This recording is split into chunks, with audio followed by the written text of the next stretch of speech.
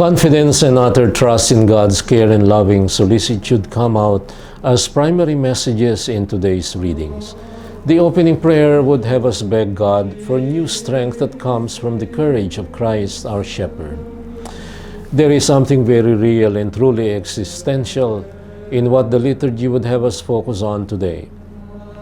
As believers and as followers of Christ, the true Shepherd, we are all mired in the difficulties of life that the introduction to the collect refers to. We are all tested to the core, hard-pressed on all sides, perhaps even overwhelmed by the conflicting and widely contrasting pool of divergent ideologies and schools of thought, even in the context of the church we all belong to and love. Our year opened with a lot of difficulty, the Taal eruption, and then the COVID-19 crisis. Why? Even the church, as both a human and divine institution, is painted by the world's lively press and mass media as a purely human institution racked by intrigues, politicking, and factionalisms. The church and the world we love is in the midst of all sorts of difficulties.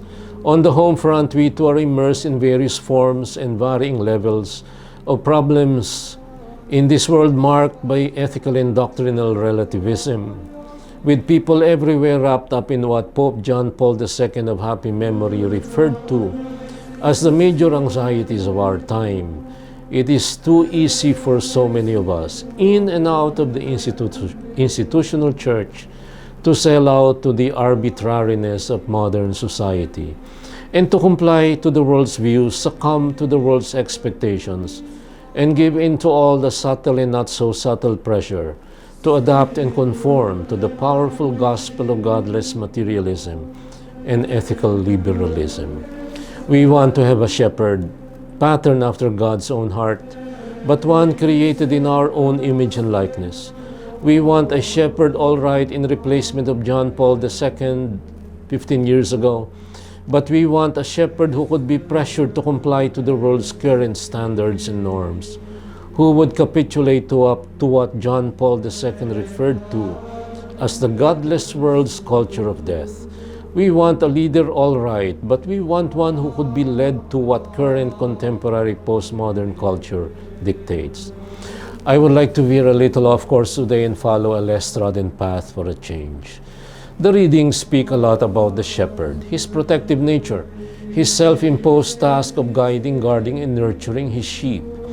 In the Gospel, in a rare case of mixed metaphors, Jesus calls himself both a shepherd and as gate for the sheep.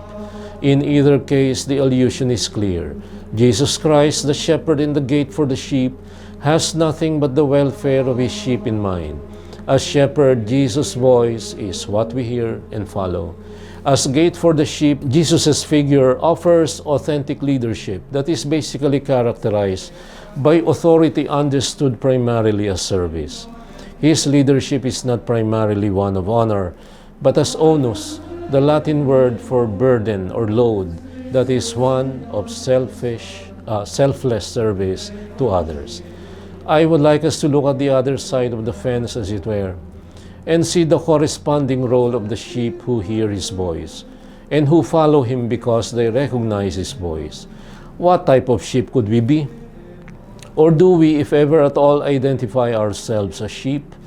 Are we sheep that are willing to hear the shepherd's voice and are willing to obey? Are we sheep that are ready to pass through the gate and not among those who climb over elsewhere? Are we that type of sheep who, on account of our unwillingness to hear and obey, end up clueless as to where to go and what to do? Are we that type of sheep who, instead of listening to only one voice, end up getting blinded by the so many conflicting and contrasting voices of dissent and disobedience to the voice of the true and authentic shepherd in our midst? Could we be among those sheep who make it all but impossible for other sheep to hear the voice of faith and reason, the voice of faith seeking understanding, because pride has established its own criterion of truth? Could we be sheep for whom the Word of God now means nothing?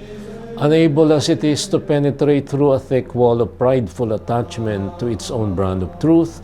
Or are we the strayed, the lost, the hapless and hopeless sheep who are simply and sincerely baffled and clueless as to what to do and where to go from here?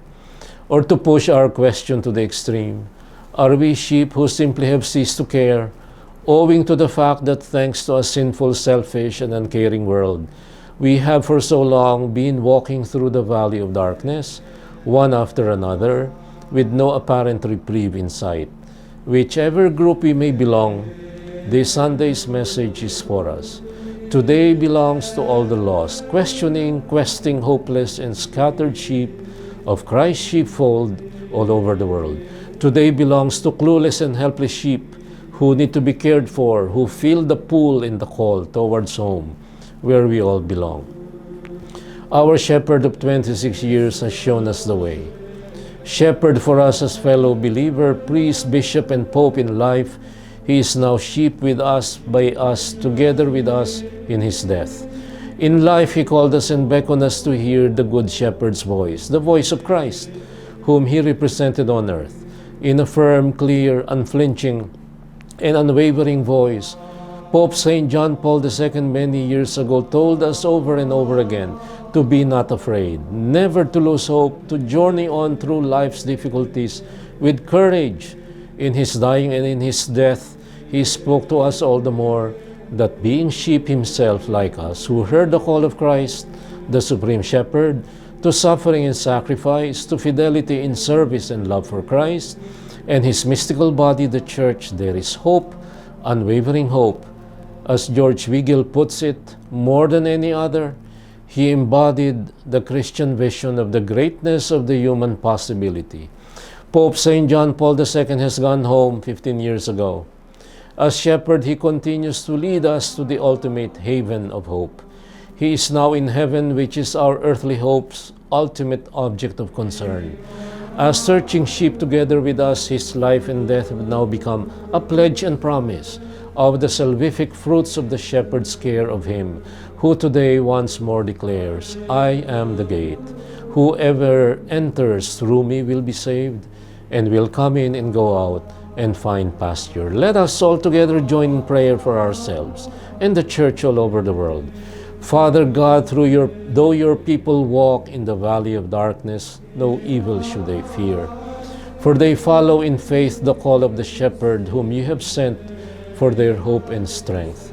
Attune our minds to the sound of his voice. Lead our steps in the path he has shown, that we may know the strength of his outstretched arm and enjoy the light of your presence forever. Giovanni Paolo Santo, prega per noi. And this, my dear friends, is your Kalakbay at Katoto saying thank you and God bless you.